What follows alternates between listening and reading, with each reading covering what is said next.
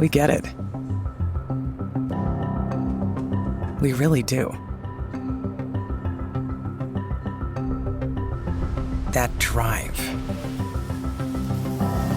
to get out there, to navigate these oceans, to somehow make the impossible possible.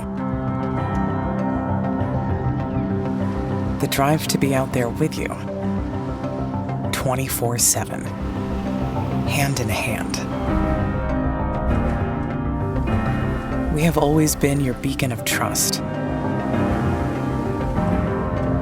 We have set the standard and are innovating since. We've spent generations perfecting our craft to understand what the world needs.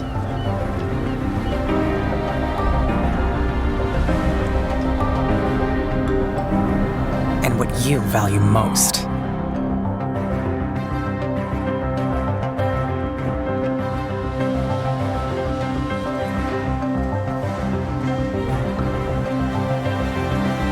From ownership to use, sustainable, on board, and offshore.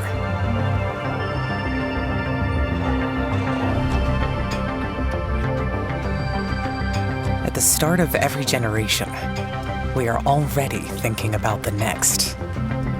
Because the future depends on the choices we make today. And we never just build ships, we provide solutions that safely benefit your business and the planet. Together, we set the course for next generations. Now you tell me, what makes us go out there and navigate these oceans?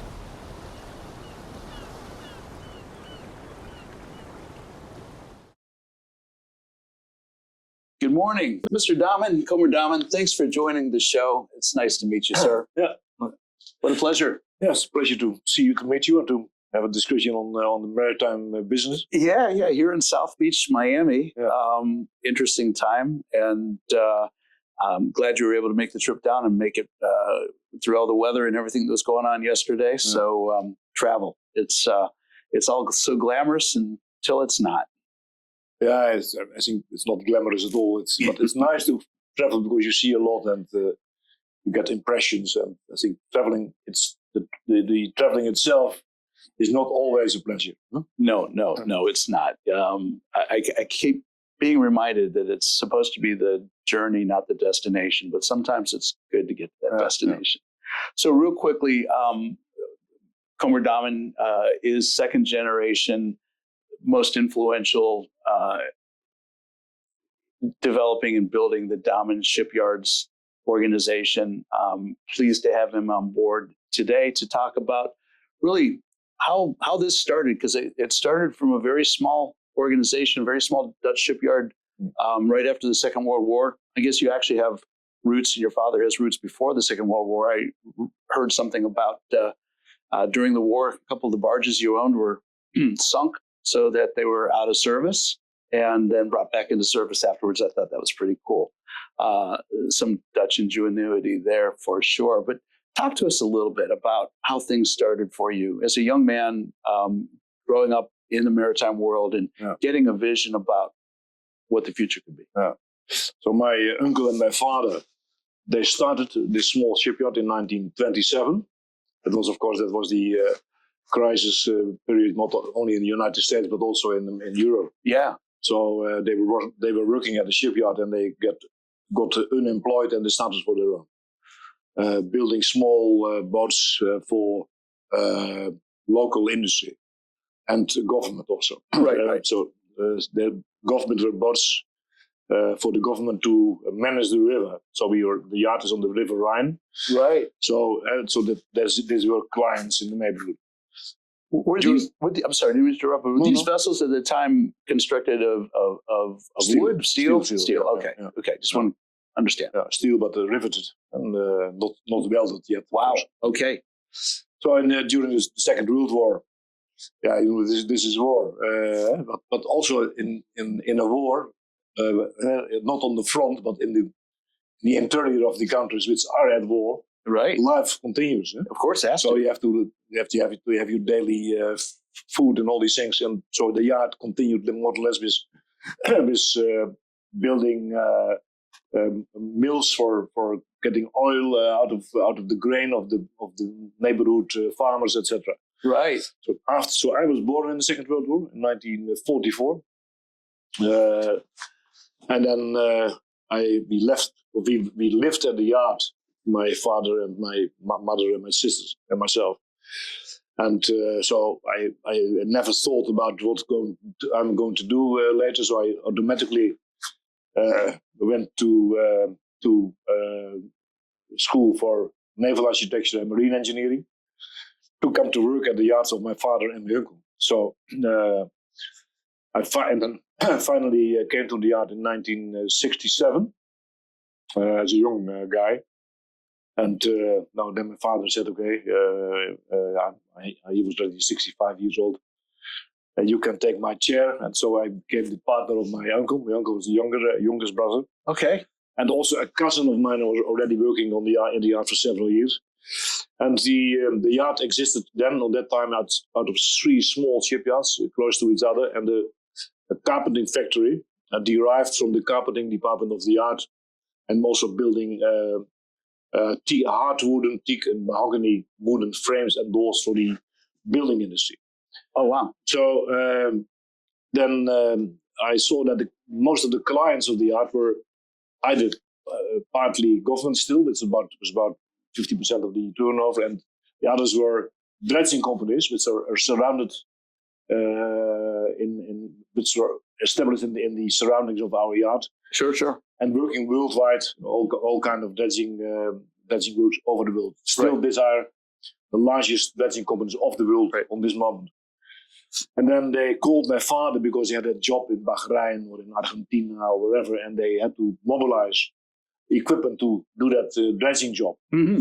So the strategic material they had already planned for the job, but the small equipment they bought what was available on the market. Sure. So bulldozers, drag lines, but also the small launches, which my father and my uncle built for that industry. And they always called, and they had to be delivered in a few weeks. And then my father had an idea. We go to one of our clients, maybe he will sell his boat and can build a new one. So they had it organized. But I told them, when you can build a new one in 2 weeks, then there's a market, because they like to have a short delivery time, but not a second-hand boat, but preferably a new one. In 2 weeks. Yeah, so then they made a plan that we took hulls in stock. Right. These were small boats, so they were 12, 14 meters. Yeah, sure. To take a hull in stock, engines in stock, propulsion equipment, windows, electrical systems, then you could assemble a boat like that in 2 weeks, in my view. So made the plan, discussed it in the family. I thought it was a really good business because you could ask a high price for it, maybe, and then better price than value for quick delivery, right? Exactly. So then the plan was discussed in the family, and my uncle was against it, my cousin, and also my father. And so then we were just discussing the whole idea for a year. And then my father and my uncle decided to split up the company. Okay. Because they said it is not good that these 2 guys, my cousin and myself, will continue, because they have totally different ideas, so we better split up the company. So after the split up, my uncle and my cousin went on with his 2 yards, the newest and the oldest. My father kept the other yard and the carpenting factory. And after the split, he said, okay, I don't see I think your plan is too risky. If you want to do it, you do it on your own. You can buy the yard and then continue with the carpenting factory. Wow. So, okay, I said that's a good idea maybe. So then we valued the yard, and then I had got a debt to my father because he had no money to buy. Debt to my father, a good friend of mine, he was an accountant. He said, maybe it's a good idea that your sisters also declare that the price you pay is a reasonable price. So that was not a bad idea. Okay, yeah. And then, after the split, I had a small yard and a good idea and the debt to my father. And then my father said, okay, you cannot be our good people, good persons, and good laborers be also the victim of your risky plan. So give them the chance to go with your cousin. And they almost all went with my cousin, and so then they left with 6 people. A good idea. Yeah, and that to my father and the old yard. So then, and so then I said, okay, I had no capital to invest in this stock, because you had to have a stock of hulls and and engines, etc. So then I went to a broker in second-hand dredging equipment. He was a worldwide broker in Sliedrecht. It was 10 kilometers downstream the Rhine. Right. And then I asked him whether he would partner with me to do this. And he said, I think it's a good idea, but they have to sleep a few nights about it and they come back. So he came back, said, okay, it's a good idea, but yes. I said, but you have to provide the money for the whole start. He said, yes, but I'm not so rich as you think. So let's go to Caterpillar. So then we went to the Caterpillar distributor in the Netherlands. Right. He was a big distributor also of marine engines. And then we made a deal with Caterpillar. If we exclusively should use Caterpillar engines, I only had to pay them a year after I had delivered the vessel. So that was a very good financing for it. That's wonderful. So I'm still grateful to Caterpillar, and we are, I think, the largest single client in the world for a Caterpillar marine engine. So still. Well, if I might just add, in a little bit of homework I did leading up to our conversation, I recognized that one of the first vessels you built, you described as the Pushy Cat. Yeah, indeed, yeah. And that was a homage to Caterpillar. Yeah, so we have several cats. We have multi-cat, polycat. So it was all a kind of connection to cat. Yeah? I love it. Yeah. I love it. And so we are now a really big client from cat, and I hope we have to stay so. Yeah, why not? I mean, it sounds like a great business relationship. And it's also, of course, in international, you totally accepted marine engines. So you don't. If you have to sell your boat, you also have to sell the engine. It's more difficult. But nobody asks questions. Right. Well, there's parts to be found everywhere. There's service technicians everywhere. It's not so good as they say, but okay, they have all day out in every country. But of course, it's a big earth moving and road building equipment manufacturer, and the engines are more or less a sideline. Right. Yeah. But that was the start, and that was an immediate success. So we started to build the hull in stock, and kept the engines, and then we sold for 2 weeks the assembly time, which we always met. So the first year we built 6 or 7 vessels, I don't know exactly. We got a good price also because of the short delivery time, and then it was an immediate success. So we made good money, and we had in the first year, it was 1969. We had an exhibition called Europort exhibition, still existing maritime exhibition in Europe, where we put a whole vessel in our booth. Wow! It's a big billboard, delivery time 2 weeks. Wow! And nobody believed that. Of course not. But we always made it, and so the first year 6 boats, the next year 12, and every year we expanded. Also, the yard was not so small, so I rented and hired places along the river banks for other places to assemble. And then in 1974, I bought already the place where our main office is now in Gorinchem, and built a totally new yard, and built in 1976 already 156 vessels. Wow. So we don't almost build the same on this moment. No doubt. And at that point in time, how many employees did you have at that point? You went from 6 to... Yeah, so we grew very fast. So in 76, we had about 100 people or something. All right. But we assembled a lot because I subcontracted the cascos. I subcontracted almost everything. So we were a screwdriver factory instead of a shipyard. Right. We can talk about this later, but there's similar models in the yachting industry in Northern Europe that to follow that, and including one of your companies as well, which is interesting compared to some shipyard models where everything's vertically integrated and everything is done in house. And there's efficiencies to be found. You also played around with different materials, I understand the polycat, which when I read about that, it's like, yeah, I used to be able to go offshore on helicopters, and then they had the crew boats come take us out. So that was kind of in the world I grew up in, what I would call a crew boat. You would describe that as something similar, I would think, when you came out with a polycat. Yeah, so there was a demand for fast vessels, not only for crew but also for patrolling and all kind of services. So I thought when you want to go on high speed over water, it's all about the weight. You have to reduce the weight in order to have a high speed or less horsepower with the same speed. So let's go for the most light material you can find. So that was at that time anyhow glass reinforced or epoxy glass reinforced polyester or epoxy. Yeah, and later on the carbon reinforced.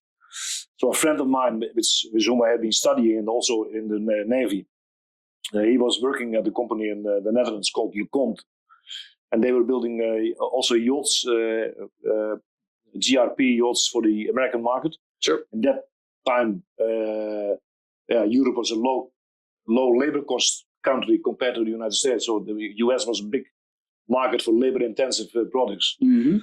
And he was well experienced in building a GRP and also a good designer. So I took him, what Piet Hein Noorden was, asked him to come with Damen and develop the polycat. So I remember very well that we built the first prototype, and we went on a Saturday on a totally flat river and going down 36 knots. It was very spectacular. So it was wow.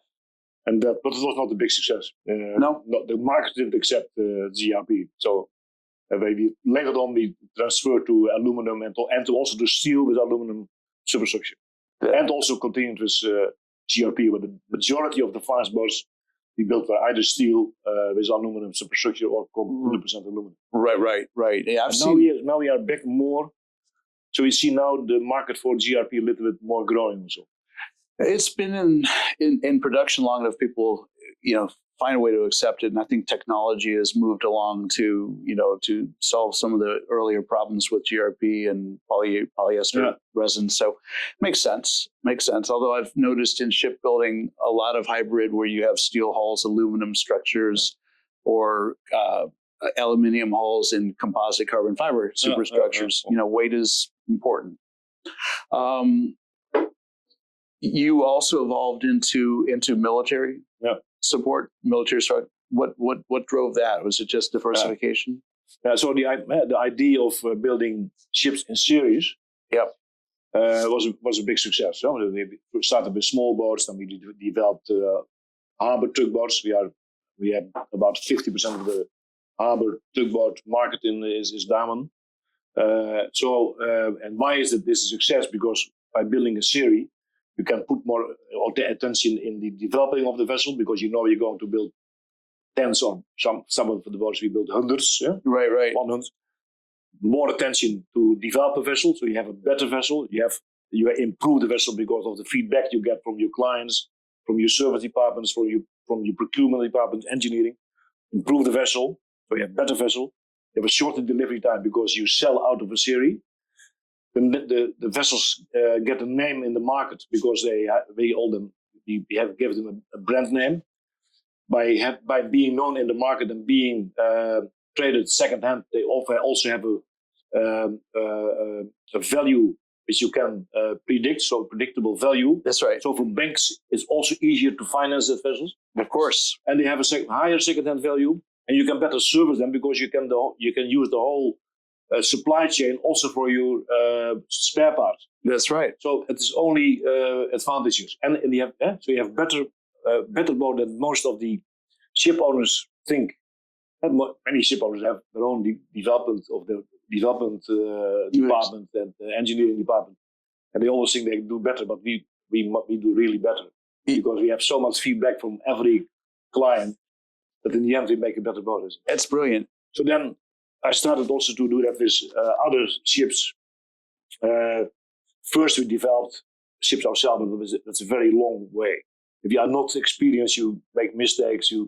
So I thought it was better to try to buy yards we have already a developed product and a developed market. So I bought a fishing boat yard. We bought a small cargo vessel yard. We bought Amels in 1992. Right. Dredging yard.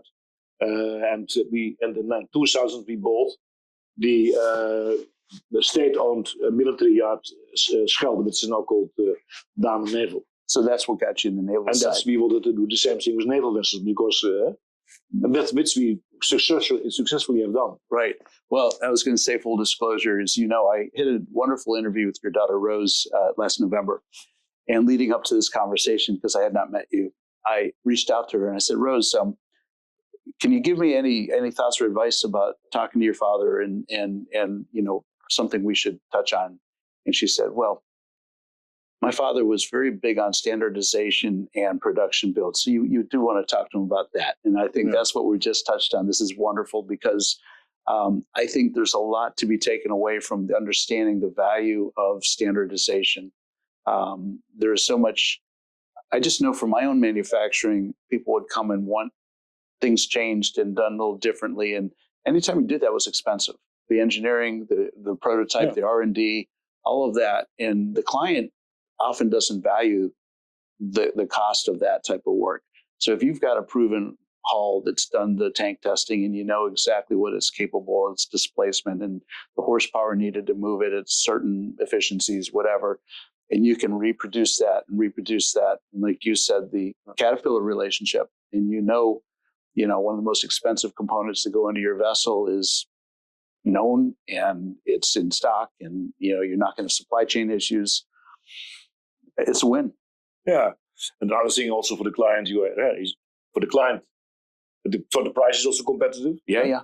Because we don't have engineering costs every time for every vessel, but also for the client because of the short delivery time, it has less capital involved.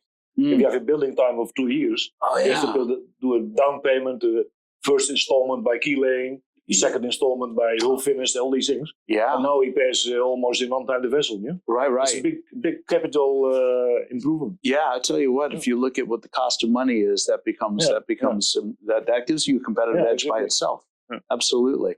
So I thought I'd hit what I call Damen by the numbers before we move into the next part of what I want to talk about. But I think it's kind of fun to understand that you came from this division in the family to start your own business, 6 people, small boats, building it up. And today, the numbers I have are 2023, so they're probably not completely accurate, but close. 12,500 employees worldwide. You now own 55 companies worldwide, plus my guess. Shipyards, 35. Number of ships delivered annually, you're hanging around just over 175 vessels every year out the door with the Damen brand. Yeah.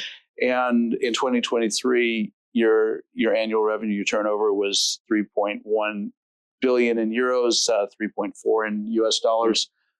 I can respect that. That's quite an accomplishment. Yeah, you need some luck also in this business.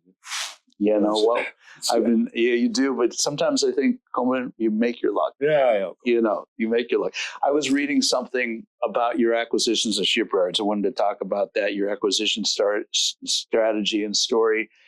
And this was, I think, in the 70s, and you hired an airplane to go fly over different ships. Who does that? I mean, today, I guess you got drones and it's more common to jump on a helicopter and go fly. But, when you're trying to figure out what you're going to do and how you're going to grow, and that's what I mean about making your luck. But I flew for 4 weekends all over all Dutch shipyards with about 150 yachts or something. Wow. Yeah. Well, you certainly got to know your competition, I'm sure. And you got to know the territory really well. So I think your acquisitions really kicked off in the early 80s, if I understand the history well. I'm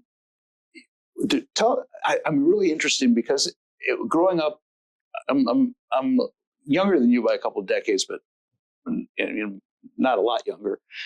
And I remember when the Berlin Wall fell and the communism in the Soviet Union came apart, and I'm trying to remember the gentleman, Oleg Lewinsky, who was like the head of the naval shipyards or the unions in Poland. He kind of drove a lot of change in Poland, and he was in Gdansk. And I understand you acquired a shipyard in Gdansk, and the story about that acquisition is amazing. Share that with us. Yeah. So by like I told you, we had because they had almost no personnel when we started. They started with being an assembling yard, and so subcontracting, building. So the hulls we were buying, but some of there were yards who built 50 boats per year, hulls for Damen only. Right. So, but on being trying to, but if you build so many vessels as we did, so 150 a year, you need also a big marketing organization, because if you get stuck, you get a liquidity problem and maybe you can go bankrupt. Right. So I always had an overkill in sales. You need an overkill in sales organization. Right. You can sell more than you can build. Otherwise, This is a very dangerous concept. So my father and my uncle were right that this. You're right. You can build yourself out of business. Yeah, it's risky. So, right. But by having this overkill in sales, we had a global sales organization. Right. Working in Africa, Middle East, Far East, South America. The United States was not a market because of the Jones Act. Mm-hmm. But so working all over the world, we have to also compete on a worldwide basis against Chinese yards, so our cost price for the bigger turnover should go down. So we could easily compete in the European circumstances, but for a worldwide, also Far East, for instance, where we had the disadvantage of transport costs to bring your ships there. Yeah, sure, of course. We had to bring down our cost price. So what I did in the 70s already, I went to Poland in the communistic time to subcontract hulls in Poland. Sure. And bring them to Holland and assemble them in our yard in Gorinchem. And the quality was good. Very good. And the yards were so communistic that there was no administration. Nobody knew what the cost price was of the hull. So then there were state export organizations for big. Poland was a big shipbuilding country. Right. So we had Centromor. They were this was the state sales organization for big vessels, and we had Navimor for small vessels. So we had to deal with Navimor. Okay. But of course, in the end, you had to deal with the yard. But the Navimor, in that time, you just try to become good friends. So we took nylon, how do you call it? Lady, what's the name of it? No, lady socks, nylon. Right. Or jeans. That you added. So that was very, you became friends because you exchanged small things. We don't call those bribes. Those are just gifts. No, it's just gifts. Yeah, absolutely. Not bribe, but they didn't know what something costed. So right. So it was very good. For them, it was amazing. Yeah. Right. I love it. Okay, so that went on till the end of the communism. So after the fall of the communism in 1990. Yeah. 1989, when the Berlin wall shut down. So I thought, what to do now? Because now it's a different ball game. So then I went to the city of Gdansk and they said, okay, we have been working with this shipyard already for more than 10 years, buying hulls. But now, now the whole thing is changing. Can I buy the yard? Problem. Yeah, they said, it was the mayor and some of his assistants said, in Poland, everything is from everybody. You cannot buy anything. So, okay. What are you buying? Yeah, so, I cannot sell. So, and then he said, but I have an idea, if we have a cadastre, we have this from the Napoleon time, we have a cadastre, we put the area on your name. If you promise that you keep everybody working in that yard, working with you, pay them well and make them happy. No, that was a deal. So the yard was put on my name. All about the people. Yeah. And the people were working for us. So that was a good yard they built already for years. Sure. The only thing I had no bookkeeper, no administration. So then we did an advertisement in Gdansk, and we found an old lady of that year, on that time 72 years old, who had worked with Coopers and Lybrand before the war. Oh, So she knew about financial administration. So that was the first start in Poland. Yeah. wow. So you essentially acquired that yard on a promise, really, just to keep everybody employed. Yeah. And they just transferred title to you. Yeah, indeed. Yeah. Brilliant. So later on, we bought yards also in Poland, in Romania. Our largest shipyard is in Romania now. Right. Yeah. Wow, is that the largest? Okay. Yeah. So I'm going to ask a question because I'm just curious, and because I am American and I try to pay attention. You have 35 shipyards worldwide, but you have none in the United States. No. What's the reason for that? Is there a reason that keeps Damen from coming into the States? It's we always have a little bit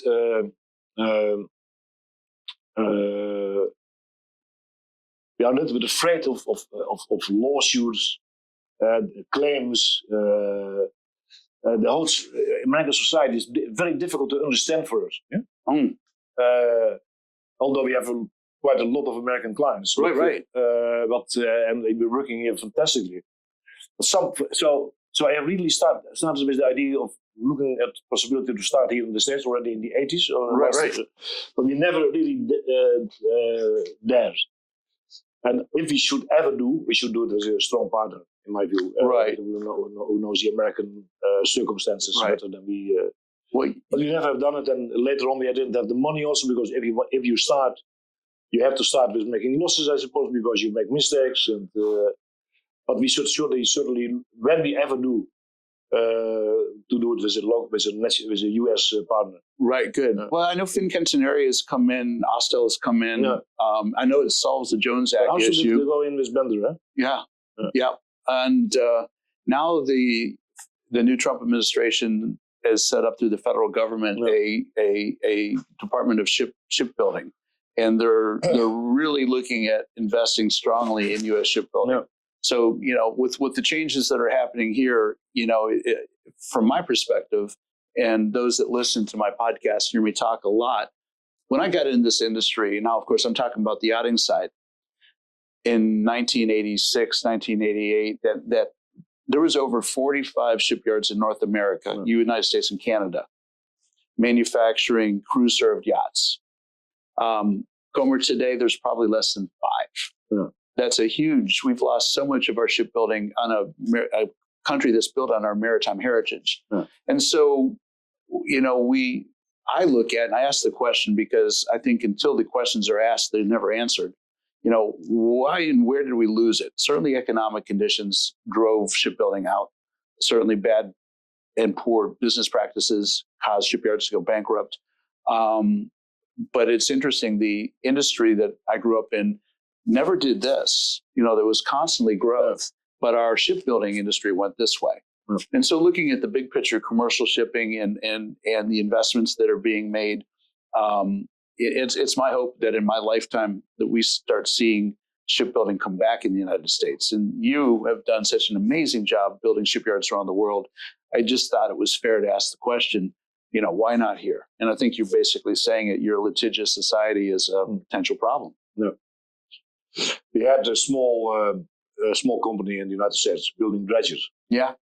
And so that was it was 100% run by Americans and successful. Then we developed a new type of dredger with 2 big grabs, and then we sold this to a gravel and sand and gravel company in California, and we had a lot of mistakes. We made mistakes and we delivered too late. Not very much, but 4 or 5 months too late. But okay, that's sure. The machine cost about $6 million. After half a year, we got a claim of $32 million because we had delivered the machine 4 or 5 months later, and they missed the upward trend in the Californian sand and gravel market. And multiplied by 25 years, it was $32 million. Oh, that's crazy. Well, that's California, though. I don't know if that qualifies as United States. No. But I've been traveling in the United States many times. Yeah. We have many US clients, Right. and everything we can do on a verbal deal. Right. Yeah? We have a 98% very good experience. So some, if I ask my board of outside Damen directors, they all have some time a negative experience with a lawsuit somewhere. Yeah? And there you go. That makes you scary. Of course it would. Of course it would. But that's one reason. Yeah. Of course, the other reason is worldwide competitiveness. Right. And so most of our yards you're talking about, we have low labor cost count. Right. Like Vietnam's a good example of that. Exactly. High quality, good work ethic, low labor. So it is a labor-intensive industry. So in the United States, you're almost not competitive against in the world market. So you have to deliver in your own market, only the protected Jones Act protected market. Right. And there's no export. So in BC, for a big series, you need a much bigger market than also the US market, although this is a big market. Right. Interesting. Well, but for tugboats, for instance, we have considered it because tugboats is in itself, also in the US, already a big market. Right. Oh, yeah. I mean, just look at all the port expansions that are going on. You could build a series so that you also can export to South America because they have not so long time and long cost to ship it out to South America. So that was my idea. If the US market is not big enough for your production, then you can always sell. You've got to South America, maybe not for very good prices, but then break even or something. Well, where you can find the value could be on the deliveries. It could be it's something that has come into the conversation over the last number of years, and I've done business with the Edison's West company. I have had some personal relationships with Dean West and his father over time, and one of the things I picked up on that they do in their shipbuilding is they lease their vessels rather than sell their vessels to many of their clients. They also lease the employees. So when you get a Schwest vessel, you get a vessel with the crew, and the crew's on a payroll, and all of it's basically an individual cost center for the client who needs that vessel for whatever that program is for a period of time. Is that something that's in the Damen business? So, tugboats we build mostly now in Vietnam. We have a real factory. If you see it, it's like Ford Company in Detroit in 1925. Oh wow! Just less numbers, but anyhow, totally serial building with low labor cost circumstances. Right. Extremely well climatized, super investment regarding all machine tooling and all these things. We just were discussing with Alan yesterday about cost price here and there. You're talking about half the price. Right. That's real. You can in the US and also not in Europe. You are not able to build at costs which are globally competitive, and if you are not that, then you have a limited market. It's your surrounding market. But what happened in the US, it did also happen in Europe. Huh? You said 45. That you talk about yachting 45. Mm-hmm. But in Europe also, you had a lot of small shipyards building commercial vessels, but also yachting. Right. That's the same thing as in the United States. They didn't survive because you cannot survive in an open market. Right.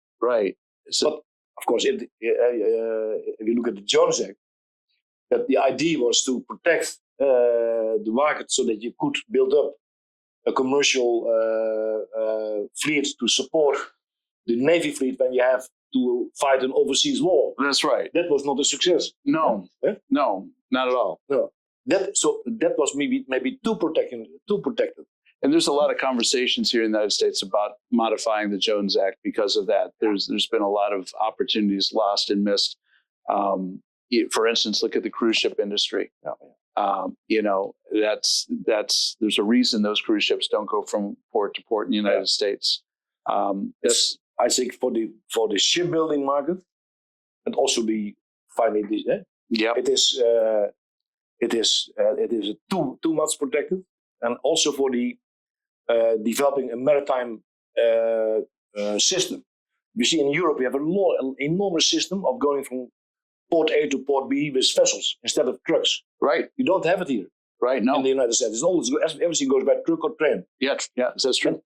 And that's because of also because of the protectionism. Right. Right. But of course, when you are active in the maritime industry in the United States, you want to have a reliable government. You invest in the Jones Act circumstances. So you consider, why should they invest in an expensive vessel when I can expect the government going the other way tomorrow? Sure.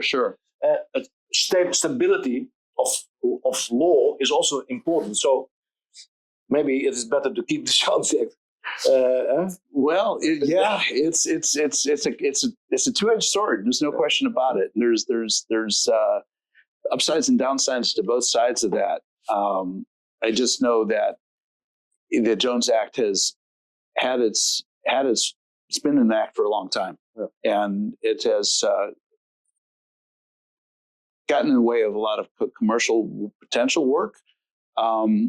And I don't know that there's a lot of shipyards that are benefiting from it. We've lost a lot of that. So, I think the idea was to protect the U.S. shipyards and shipbuilding business, and I don't think it's done what it was intended to do. You missed the whole development. Yeah. If you look at the cargo vessels there,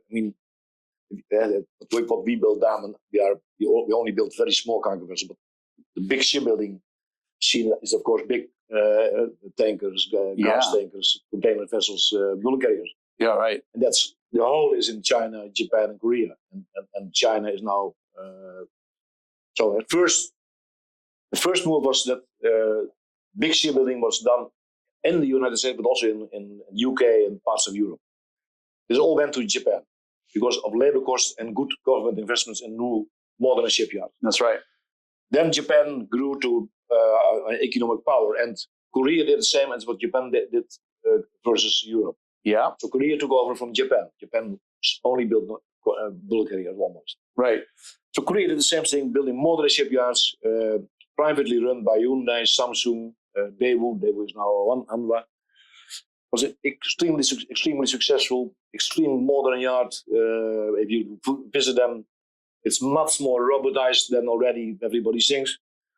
And what happened after that? It is China started in the end of the 90s to do the same as Korea did, and now everything goes to China. Right. Still, Korea is active. They built a lot of gas tankers. Yeah, they still have a big shipbuilding industry. But if you ever have the chance to visit shipyards in the big shipyards in China, Korea, but especially Korea, it's amazing. It's fantastic. You learn a lot, and then you see. This will never come back to the United States or to Europe anymore. Right. It's just not possible. No. Right. So also the engines, big engines, marine engines in the US never built a big marine engine. It's European development, but also now almost exclusively built in the Far East. So more and more, also the equipment is there. Right. LNG tanks were developed in Europe, and now you see that they only are built in the Far East. So. To build, you have lower labor costs, you have lower steel costs, right? But also your equipment is there, and you don't have transport costs. What's interesting is you see these economies improve. It's interesting. You mentioned how it moved to Japan, then Korea, then China, and what pushed it out of each of those countries was their economies came up, and the wages came up, and the standards of living came up, and all of a sudden the workers needed to be paid more, and there was another country that said, "Well, so here we are." 50 years to get better living conditions, better standard of living, but I hope they will never be more expensive in labor costs than America. Let's hope. Let's hope so. That we do a pretty good job of maintaining in fact, most Americans don't appreciate the high standard of living that most of us enjoy.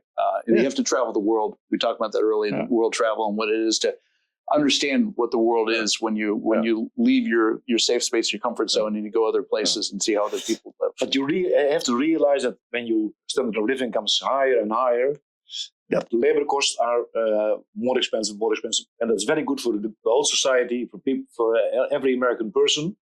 But then you're losing out for some industries.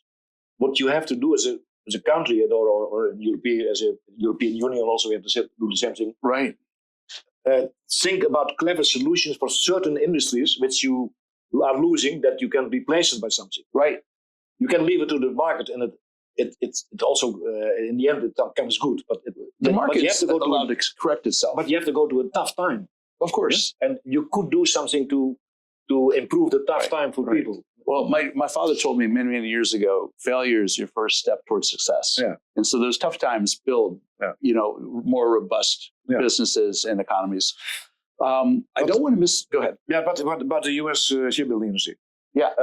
So what you could do, of course, in the U.S. shipbuilding industry is because you missed a little bit of the development because you have only the closed market of the United States. Right.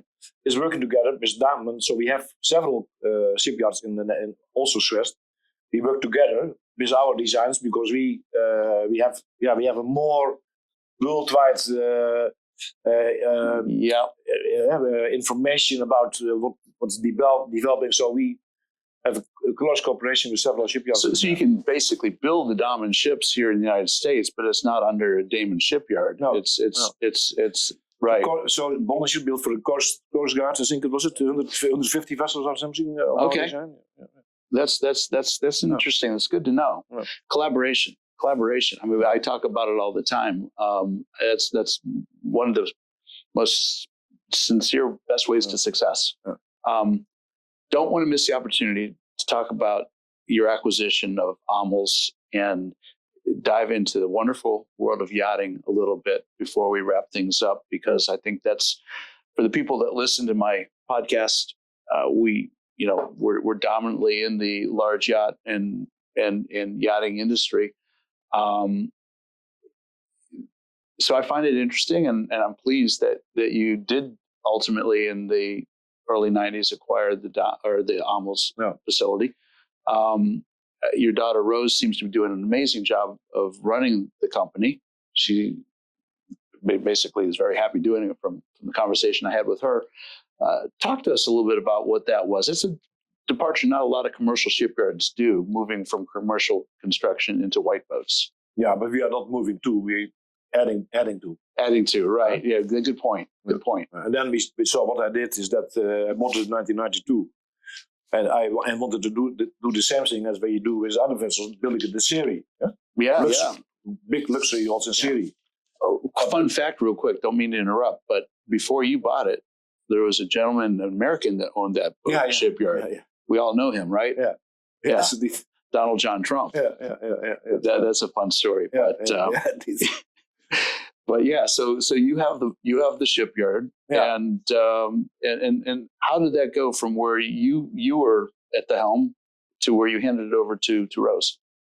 Yeah, no, I've never been at the helm of Amels because we were already diversified group. So I was the group CEO, and then so when it took over Amels, the sitting CEO stayed on for a long time, and then the Rose took over. I don't know exactly, but maybe 10 years ago.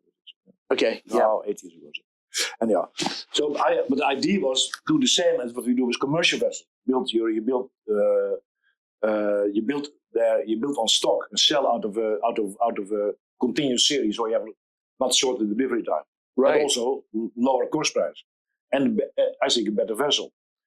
But that was quite capital intensive because these yachts are quite expensive, so the banks were not willing to finance. So we started building custom build. Till in around 2000, we had earned enough ourselves in the whole group, Damen Group, to start a serial building. So that's what we do now, right? In Amels. Yeah, you have. I think you've got a standard 60 meter and a kind of standardized 80 meter that's being built. Yeah. We also build custom build, but we never make money on the custom build. Say that again. You never make money on the. That's what's so interesting about the yachting industry. That's so true in so many ways. And that's the trap that so many boat builders get into. They have something that they've figured out and they do it well and they're making money, and then the customer comes along and says, "Oh, you do that so well, but would you do this for me? Yeah. And you have that. I think it's a decision that comes from passion and love, not common sense or business strategy that says, yeah, we'll go from 40 meters to 60 meters. We can do that. Or, we'll bring in some new hybrid technology for propulsion that's never been done before. We can do that. So there's a cautionary tale there, I think. So Amels can make use of the central Damen research organization. So for noise control, for vibration control, for optimal propulsion resistance. So Amels vessel is absolute top of the bill because of this knowledge we have in our research department. Right. And then we built not only 60 and 80 luxury, but we also have a Sea Explorer, which is also a luxury vessel, but a different concept. And we have the yacht support vessels, which are deriving from commercial crafts which we use for crew boats or other purposes, patrol boats in our commercial business. Fun fact, during the Palm Beach Boat Show, I did an interview with a yacht broker on board motor yacht Gene Machine. Oh, yeah, okay. And right behind us was Gene Chaser. Yeah. And so we were on an Amels yacht with a Damen support vessel right next to us, owned by the same client. Yeah. A really cool program, really cool owner that does some really interesting research and it just fun program. And I just thought it was occurring to me at that time. It's like, well, I'm going to be talking to Mr. Damen in the near future, and here I'm on an Amels vessel with a Damen vessel right behind. How fun is this? Yeah, it was nice. Yeah. There you go. Yeah. So the future for those companies is looking pretty good too. Yeah, I think so. Of course, it's very so. If you look at Damen, we build military vessels, tugboats is our biggest business. Other boats for the wind industry, boats for the oil and gas industry, dredging equipment, and yachts. Then you see there's all different drivers. So for government ships like military, it's totally they have stable budgets, and for military the budgets go up on the moment. Everybody is extremely increasing the military budget. So, but for instance, maybe when the stock markets are going to fall down, the yacht business will go down. I don't know. When you're really rich enough, it doesn't matter. It doesn't matter so much, I think. But right. But there are different drivers. Dredging is more or less building industry driven. Yep.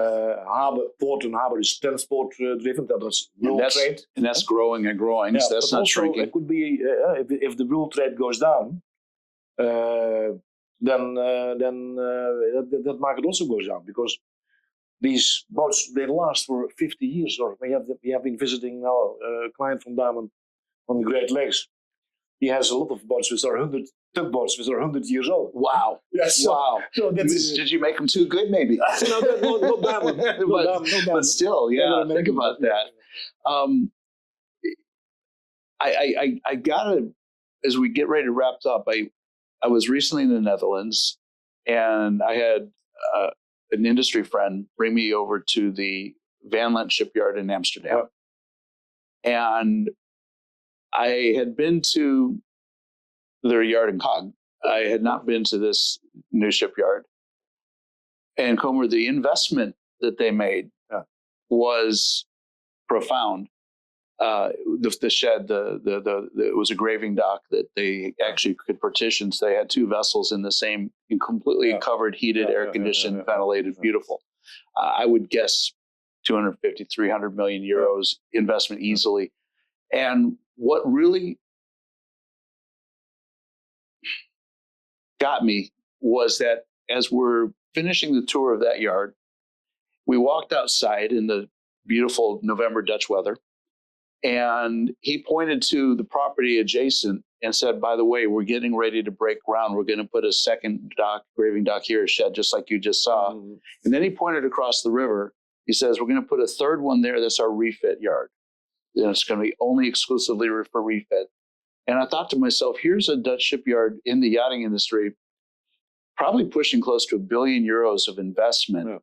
And we're not seeing that here in the United States.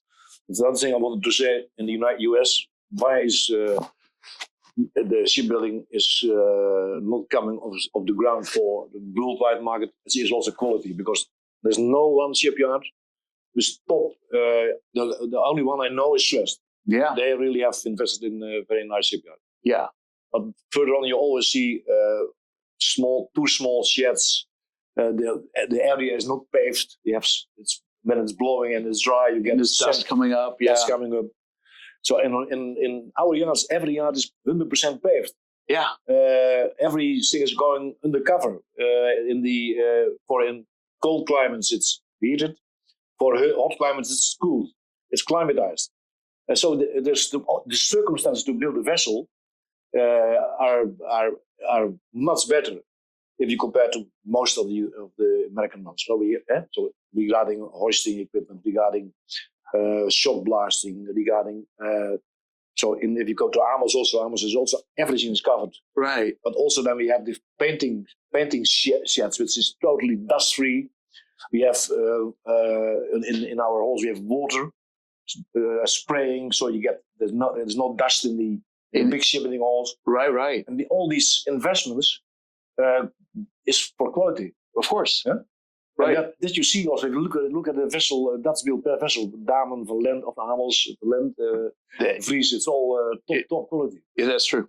That's true. And that is, and it's funny because we talk about, how the Northern European shipyards, particularly the Dutch shipyards, a couple of German shipyards, have prospered in the large yacht industry.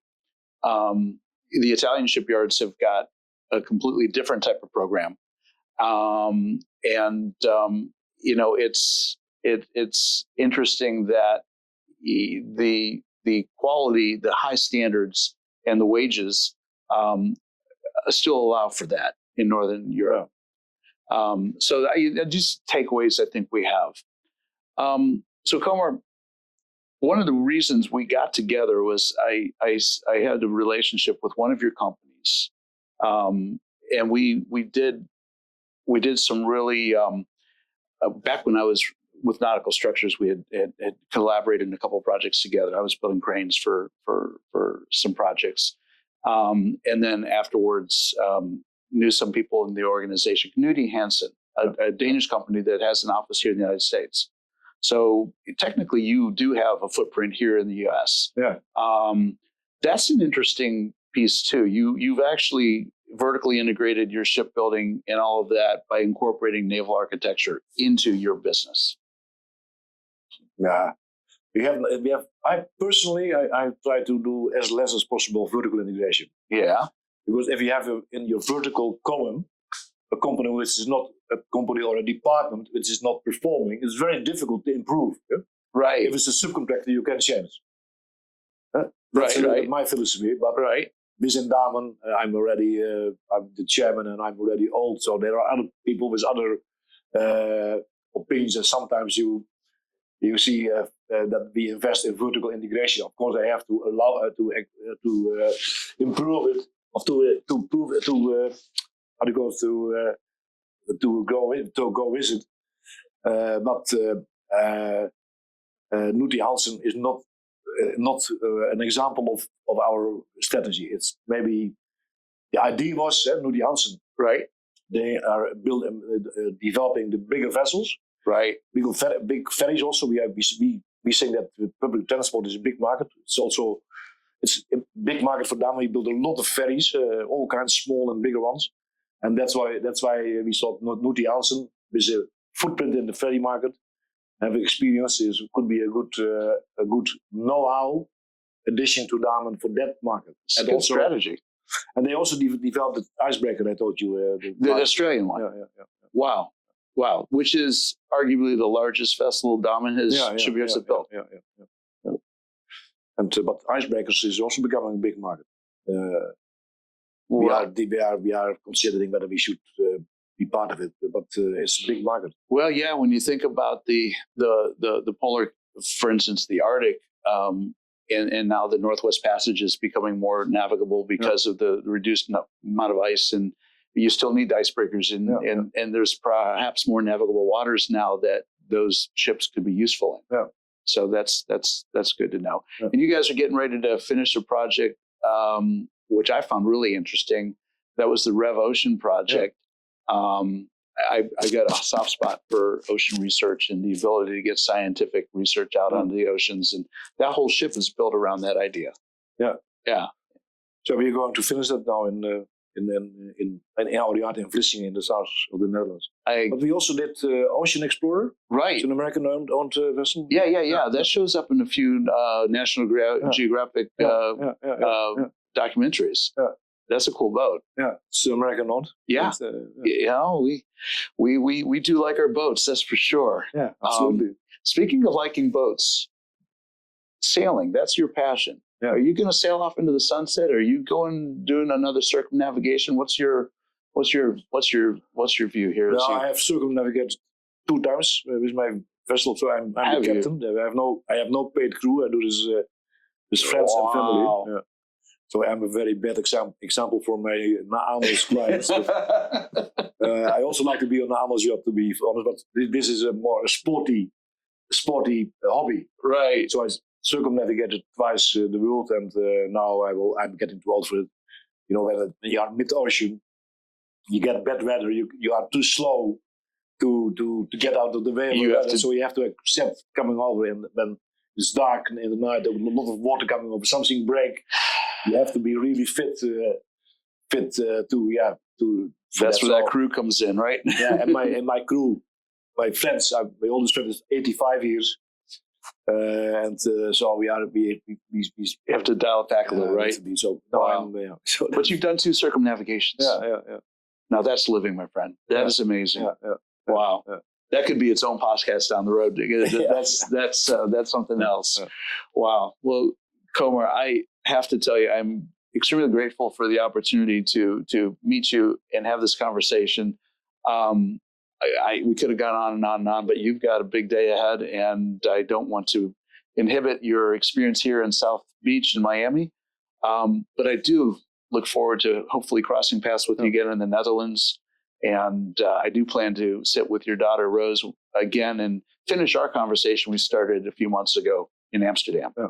Thank you for the interesting conversation. Yeah, well, thank you very much for joining us, and wish you very well. Yeah, thank you very much. All right. Yeah. Fair seas. And until the next time, I'm out of here.